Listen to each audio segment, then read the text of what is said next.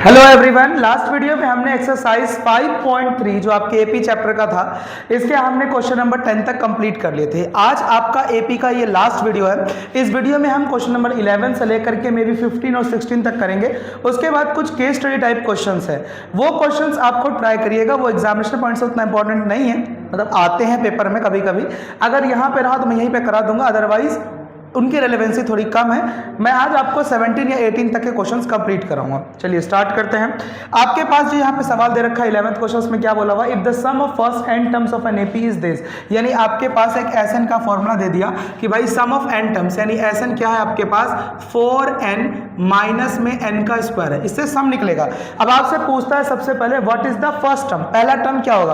पहला टर्म यानी कि S1 पूछ रहा है। अब अगर मैं जोड़ता हूं तो पहले टर्म को जोड़ने के लिए क्या लेके आऊंगा, सिर्फ पहला टर्म तो लेके आऊंगा, यानी कहीं ना कहीं S1 कहूं A1 कहूं बात एक ही है। तो सम ऑफ फर्स्ट टर्म यानी S1 क्या हो जाएगा, जहां जहां n है वहां पर मैं क्या लिख दूंगा 1 लिख दूंगा। तो इस तरीके से मेरे पास आ गया 4 1 जा 4 माइनस 1 का स्क्वायर 1, 4 में से 1 गया तो हमारे पास जवाब आ गया 3। अब मैं इसे S1 कहूं चाहे A1 कहूं कोई दिक्कत तो है नहीं भाई, पहला टर्म है वही होगा।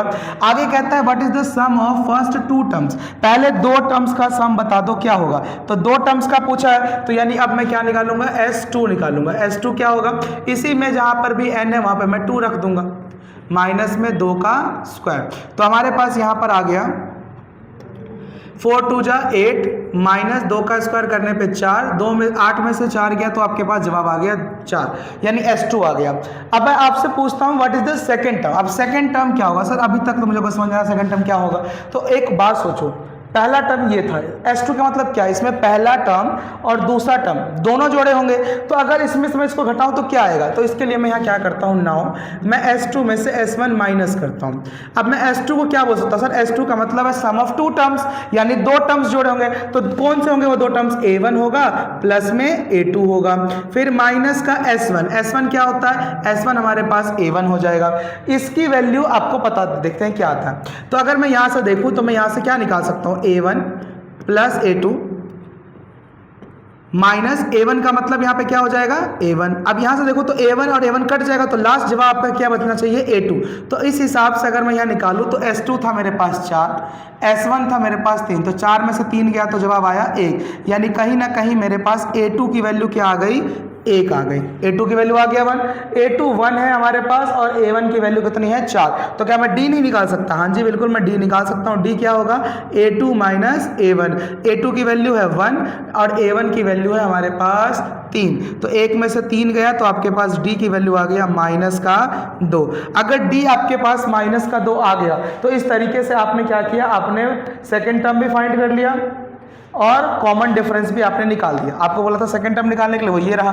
फिर डी भी निकाल लिया आपने। अब डी क्यों निकाला आपने, क्योंकि अब इसके बाद क्वेश्चन मुझसे कहेगा थर्ड टर्म, 10th टर्म और nth टर्म निकालने के लिए। अब थर्ड टर्म क्या होगा, नाउ अगर मैं थर्ड टर्म निकालना चाहूँ A3, तो A3 की वैल्यू क्या होगी, A प्लस में 2D। अब मुझे पता है कि मेरे पास A भी है 3 है प्लस का 2 और D की वैल्यू भी मुझे पता है, D कितना है माइनस का 2 है। सॉल्व कर देंगे तो 3 प्लस माइनस माइनस 2 2 जा 4, 3 में से 4 गया तो माइनस का 1, यानी मेरे पास जो A3 है वो आ गया, A3 कितना आ गया माइनस का 1 आ चुका है। A3 के बाद अगला A10, A10 क्या होगा A प्लस में 9D। अब A की वैल्यू कितनी है, तो A की वैल्यू है हमारे पास 3 प्लस में 9 और D की वैल्यू कितनी है, तो D की वैल्यू है हमारे पास माइनस का 2। सॉल्व करेंगे तो 3 प्लस माइनस माइनस 9 2 जा 18, तो A10 की वैल्यू कितनी आ गया माइनस का 15, तो A10 कितना आ गया आपके पास माइनस का 15 आ जाएगा। अब बचा आपका nth टर्म, तो nth टर्म के लिए क्या करो, an की फॉर्मूले को अप्लाई कर दो। तो nth होता है an बराबर a प्लस n माइनस का 1 और d। तो an कितना है भाई मुझे नहीं पता, यही तो मुझे निकालना है। a की वैल्यू भी मैंने पुट करी थी, हर जगह 3 है। फिर प्लस n माइनस 1, n तो मुझे पता नहीं, और d मुझे पता है कि d कितना है माइनस का 2 है। सॉल्व कर देंगे तो 3 माइनस का 2n प्लस का 2, तो an की वैल्यू मेरे पास आ गई, an बराबर 3 प्लस 2 5 माइनस का 2n, तो an बन गया मेरे पास 5 माइनस में 2n। तो इस तरीके से an भी आ गया, A3 भी आ गया, A10 भी आ गया, D भी पता लग गया और सारे टर्म्स जो है वो भी आपने फाइंड आउट कर लिए। चलिए अब नेक्स्ट पार्ट की तरफ मूव करते हैं। आपके पास जो अगला सवाल है आपके पास यहाँ पर दे रखा, क्वेश्चन ने बोला है find the sum of the first 40 positive integers divisible by 6। आपको पहले 40 पॉजिटिव इंटीजर्स बताने हैं, यानी वो प्लस वाले होने चाहिए नंबर, और वो 6 से डिवाइड हो जाए। एक बहुत ही सिंपल सी बात, अगर कोई नंबर 6 से डिवाइड होता है तो क्या वो 6 की टेबल में आएगा? बिल्कुल आएगा। तो सबसे पहला पॉजिटिव इंटीजर 6 का क्या होगा? 6 1 जा 6।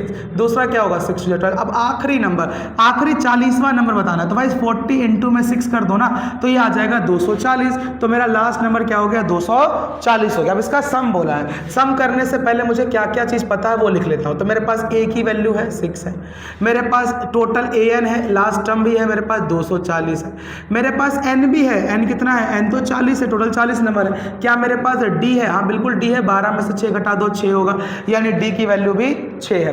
तो मैं अब Sn का फॉर्मूला लगा सकता हूँ। हाँ Sn का फॉर्मूला आप लगा सकते हैं, n/2 ब्रैकेट में a प्लस में an। अब यहाँ में वैल्यूज पुट करेंगे तो मुझे S 40 करना है, तो 40/2, a की वैल्यू 6 प्लस में an कितना है भाई? तो 240 है, 240 और 6 246, तो 20 गुना में 246 कर देंगे। तो यहाँ हमारे पास जवाब आ जाएगा 0। 2 6 जा 12 का 2 बचा 1, 2 4 जा 8 1 9, 2 2 जा 4, तो S 40 आ गया आपके पास 4920। क्लियर है जी? आसान था क्वेश्चन, बहुत ही आसान था। चलिए अगले पे मूव करते हैं। अगला तो उससे भी आसान सवाल आ गया। क्या कह रहा है? Find the sum of first 15 multiples of 8। आपको 8 के 15 मल्टीपल का समझ रहा है। मल्टीपल का मतलब जो उसके पहाड़े में आते हो, तो 8 का पहाड़ा लिख दो 15 तक, 8 एकम 8, 8 दूनी 16, 8 तिया 24। अब ऐसे लिखता थोड़ी रहूंगा, आखिरी क्या होगा? 15 8 120। लो जी AP तैयार। a की वैल्यू कितनी होगी? 8। d की वैल्यू कितनी होगी? 16 में से 8 घटा दो 8। n क्या होगा? टोटल 15 टर्म्स है ना भाई, 15 मल्टीपल लिखने थे, तो n 15 हो गया। और आपके पास आखिरी टर्म यानी an कितना हो गया? an आपके पास आखिरी टर्म 120 हो गया। जब आपके पास an है, जब आपके पास a है, n है, तो सम का फॉर्मूला क्या होगा? शॉर्टकट वाला लगाएंगे, n/2 ब्रैकेट के अंदर a plus an। Values put कर दो अब, तो n कितना है भाई? तो n 15 है, तो यहाँ पे आ गया 15/2। a की वैल्यू भाई, तो a की वैल्यू 8 प्लस में an की वैल्यू, तो an की वैल्यू 120 आ जाएगी। सॉल्व करते हैं थोड़ा सा। 15/2, 8 को 120 में प्लस करो 128, 128 को 2 से डिवाइड कर दो, तो 15 गुना में 2 6 जा 12, 2 4 जा 8, 15 चौके 60 बचा 6, 15 6 90 और 6 96। तो आपके पास S15 कितना हो गया? S15 हो गया हमारे पास 960। आई होप आपको आसान लगा होगा, बहुत ही आसान है सर जी। चलिए अगला सवाल पे आते हैं। अगला क्वेश्चन है आपके पास, find the sum of odd numbers between 0 and 50। 0 और 50 के बीच में जितने भी ऑड नंबर्स हैं उनका सम करना है। कैसे करें भाई? ऑड नंबर 0 और 50 है, पहला 1 होगा, 1 के बाद अगला नंबर 3 होगा, फिर 5 होगा, और ये चलता रहेगा। 50 तो ऑड होता नहीं है, 50 से पहले 49 पे रुक जाएंगे। ये मेरे पास एक AP बन जाएगी। अब मुझे यहाँ पे n नहीं पता है, तो सबसे पहला मैं काम क्या करूँगा? पहले जो पता है वो लिख लेता हूँ। a क्या है? तो a हमारे पास है 1। d पता है मुझे क्या? हाँ तो d पता है ना, 3 में से 1 घटा दो 2। अच्छा, और आखिरी टर्म an पता है? हाँ जी an पता है, 49 है।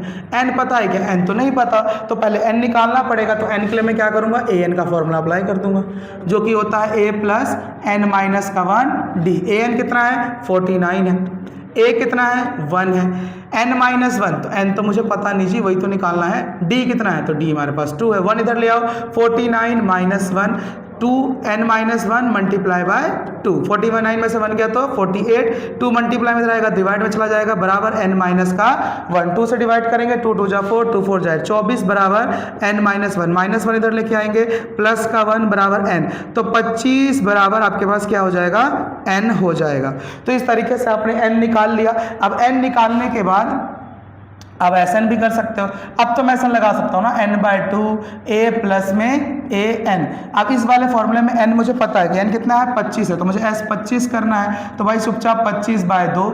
a की वैल्यू कितनी है भाई? तो a की वैल्यू है हमारे पास 1, और an की वैल्यू कितनी है? तो लास्ट में है 49, 49 और 1 50, तो 25/2 मल्टीप्लाई बाय 50। 2 से 50 को काटेंगे 25 पे जाएगा, तो 25 गुना 25, 25 को 25 से गुना करने पे आता है 625। तो आपका S25 आ गया 625। आसान था सवाल। चलिए इसके बाद नेक्स्ट क्वेश्चन की तरफ मूव करते हैं। देखिए अब ये क्वेश्चन केस स्टडी टाइप, यहाँ से केस स्टडी स्टार्ट हो जाती है 15 से। मैं कुछ केस स्टडी आपको कराऊंगा लेकिन ये सारी इंपॉर्टेंट नहीं है, पर फिर भी आप ट्राई सारी ही करेंगे। अगर फिर भी कोई डाउट है तो आप कमेंट कर दीजिएगा, मैं उसको अलग से आपके पास शॉर्ट वीडियो के रूप में इसका सोल्यूशन प्रोवाइड करा दूंगा। चलिए देखिए आपके पास यहाँ पे क्वेश्चन में क्या दे रखा है, a contract on construction job specifies a penalty for delay of completion beyond a certain date as follows. कहता है अगर काम लेट हुआ तो मैं पैसा इस पर चार्ज करूंगा। कैसे करूंगा, पहले दिन लेट हुआ तो 200, दूसरे दिन 250, तीसरे दिन 300, और इस तरीके से पेनल्टी हर एक दिन बढ़ती जाएगी 50-50 रुपए से।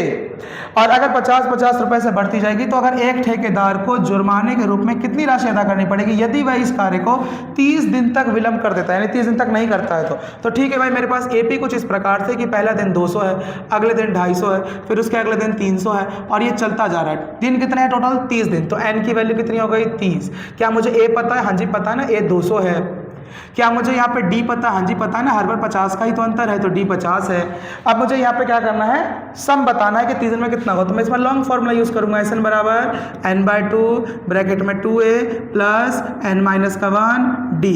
कुल कितने दिन था, तो 30 दिन। तो एस 30 बराबर में 30/2 ब्रैकेट में 2a, a की वैल्यू 200 प्लस में n कितना है भाई, तो 30 माइनस 1, और d की वैल्यू 50 आ गई। सॉल्व करेंगे, 2 से डिवाइड किया तो 15, 2 दूनी 4 तो 400, प्लस 30 में से 1 गया तो 29 गुना में 50। तो आपके पास यहाँ पे आ गया 15, 400 प्लस में 0, 5 9 जा 45 का 5 बचा 4, 5 10 4 14, 1450। 1450 में 400 प्लस करेंगे तो आपके पास यहाँ आ जाएगा 1850। 1850 को 15 से मल्टीप्लाई कर दो तो 15 0 का 0, 15 5 75 बचा 7, 15 8 120 और 7 127 बचा 12, 15 एकम 15, 15 और 12 हो गया आपके पास 15 और 12 27। तो टोटल जो आएगा 27,750 रुपए की इसको क्या देनी पड़ेगी, पेनल्टी जो है वो पे करनी पड़ेगी। आसान था सवाल। चलिए इसके बाद नेक्स्ट क्वेश्चन की तरफ मूव करता हूं। अगला सवाल दे रखा है, a sum of 700 rupees is to be used to give 7 cash prizes to students of a school in their overall academic performance. एक एकेडमिक परफॉर्मेंस हुआ है, उसमें 700 रुपए से हमें कैश प्राइज देना है बच्चों को, और 7 बच्चों को देना है। ठीक, हर एक प्राइस में 20 रुपए उसके पिछले प्राइस से कम होता जाएगा। यानी अगर मेरे पास पहला गिफ्ट x का है तो उसका अगला गिफ्ट कितने का होगा, x माइनस 20, उसका अगला कितने का होगा, x माइनस 40, उसका अगला कितने का होगा, x माइनस 60। ऐसे करते हुए मुझे 7 गिफ्ट तक जाना है। तो पहले गिफ्ट पे दूसरे से 20 रुपया आ गया, तीसरे पे 40 आ गया था। तो अगर इस तरीके से मैं 7वें पे जाऊंगा तो आखिरी प्राइस कितना हो जाएगा, तो x माइनस 6 यानी 6 दूनी 12, 120 रुपया कम हो जाएगा। यानी आखिरी गिफ्ट जो होगा वो x माइनस 120 का होगा। कैसे पता लगाया सर आपने, देखो पहला x था, दूसरे पे कितना हो गया 20, यानी जब दूसरा गिफ्ट था तो प्राइस 20 पे था, जब तीसरे पे गया तो प्राइस 40, यानी 1 कम 2 गुना 20 40, चौथे पे गया तो 4 में से कम 3, 3 गुना 20 60, तो x माइनस 60। तो ऐसा ही जब 7वां गिफ्ट होगा 7 में से 1 कम 6, 6 गुना 20 यानी 120, तो x माइनस 120 का हो जाएगा। तो ये कुछ इस प्रकार की एक एपी बन जाएगी। टोटल 700 रुपये है, यानी आपके पास S7 बताया कितना है आपको, 700 रुपये है। ठीक है जी भाई, 700 रुपये है। टोटल गिफ्ट की संख्या भी पता है कितनी है, 7 है। आपको डी की वैल्यू पता है क्या, हाँ जी सर डी पता है मुझे, हर बार 20 का ही तो अंतर आएगा, तो 20 है। ठीक है, यहाँ तक मुझे अब यहाँ पर ए नहीं पता है और ना ही ए के अलावा वैल्यूज पता है कि ये कैसे निकालूं। तो मैं एक काम करता हूँ, मैं सबसे पहले क्या करता हूँ, S7 जो है मेरे पास, उसके अंदर मैं सिंपली एक इक्वेशन लगा करके वैल्यूएशन बनाता हूँ। क्या होगा, तो Sn क्या होता है, Sn होता है n/2 ब्रैकेट में a प्लस an। ठीक है, तो Sn n कितना है 7, तो 7/2। मुझे a की वैल्यू पता है क्या, हाँ a की वैल्यू पता है x, और an की वैल्यू पता है क्या, हाँ पता है x माइनस 120 है। S7 की वैल्यू कितनी है 700, तो यहाँ नीचे 700 आ जाएगा। 700 बराबर 7/2 ब्रैकेट में x प्लस x कितना हो गया 2x माइनस 120। ठीक है, 2 डिवाइड में है 7, मल्टीप्लाई में, तो उल्टा आ जाएगा, तो इधर लेके आऊंगा तो 700 इंटू में ऊपर 2 आ जाएगा, नीचे 7 आ जाएगा, और यहाँ ब्रैकेट में 2x माइनस 120 रह जाएगा। तो 100 इंटू 2 तो 200 रुपये हो गया, माइनस 100 इधर लेके आओ, प्लस का 120 बराबर 2x हो जाएगा। तो ये हो गया 320 माइनस का 2 बराबर x, तो ये आया 160 बराबर x। अगर x की वैल्यू 160 आ रही है तो पहला गिफ्ट कितने का होगा, 160 का होगा। तो देयरफॉर गिफ्ट कितने के होंगे, पहला 160, उसके बाद 20 रुपये कम 140, फिर 20 रुपये कम 120, फिर 100, फिर 80, फिर 60, टोटल 7 गिफ्ट जाना, 1 2 3 4 5 6, और आखिरी गिफ्ट जो होगा वो 40 रुपये का हो जाएगा। तो टोटल ये आपके पास कैश प्राइजेज जो होंगे हम बच्चों को दे रहे होंगे। चलिए इसके बाद अगला है आपके पास 17 क्वेश्चन। 17 क्वेश्चन में क्या कहता है, in a school student thought of planting trees in around the school reduce air pollution to decide the number of trees that each section of each class will plant. यानी पेड़ कितने लगेंगे, तो हर एक स्कूल में विद्यार्थियों ने वायु प्रदूषण कम करने के लिए स्कूल के अंदर बाहर पेड़ लगाने के बारे में सोचा। यह निर्णय लिया गया कि प्रत्येक कक्षा का प्रत्येक अनुभाग अपनी कक्षा की संख्या के बराबर पेड़, यानी जितनी कक्षा है उतने पेड़, यानी क्लास 1 है तो 1 पेड़, क्लास 2 है तो 2 पेड़, और क्लास 3 है तो 3 पेड़ लगाएगा, और ऐसे ही 12वीं तक के लिए चलता रहेगा। और अगर हर एक कक्षा के 3-3 सेक्शंस है तो क्लास 1 के लिए 1, लेकिन सेक्शन 3 है तो 3 का 3 पेड़ लगेंगे। क्लास 2 के लिए अगर मैं देखूँ तो क्लास 2 के लिए तो 2 और 3 सेक्शन होगा तो 2 तिया 6 लगेंगे, यानी 3 का पारा चलता जाएगा। और 12वीं कक्षा में जाएंगे तो 12 तिया 36, यानी टोटल कितने पेड़ लगेंगे, 36 पेड़ लगाए जाएंगे। अब आपसे पूछता है कि कुल कितने पेड़ बच्चों द्वारा लगाए गए, तो ए की वैल्यू 3 है, डी की वैल्यू 3 है, 6 में से 3 घटाओगे 3 आएगा, और आपके पास एन कितना है, टोटल 12 कक्षाएं थी तो एन 12 होगा। लास्ट टाइम भी पता है पर उसकी जरूरत पड़ेगी, हाँ पड़ेगी, लिख लेता हूँ ना, ए एन की वैल्यू 36 है। तो एस एन क्या होगा, एस एन होता है n/2 a plus a n, n कितना है 12, तो यहाँ पे आ गया 12/2, ए की वैल्यू 3 प्लस में ए एन की वैल्यू 36, तो यहाँ पे 6 और यहाँ पे 39 को 6 से मल्टीप्लाई कर देंगे तो 6 9 54, 5 बचा 6 18 19 20 21 22 23, तो यहाँ 234 आ गया, यानी टोटल कितने पेड़ लगेंगे स्कूल में, 234 पेड़ लगाए जाएंगे। आई होप आपको 17th क्वेश्चन तक समझ में आया होगा। इसके आगे अभी 18 19 20 जो क्वेश्चन है वो भी केस स्टडी के इसी प्रकार है, आप उन्हें ट्राई करें। अगर फिर भी डाउट आता है तो जरूर बताइएगा। अगली कक्षा में अगर आपके कमेंट्स होंगे तो मैं अगली वीडियोज़ में आपको उसका सोल्यूशन भी प्रोवाइड करा दूंगा। Thank you so much, practice करते रहें, मिलते हैं अगली वीडियो में।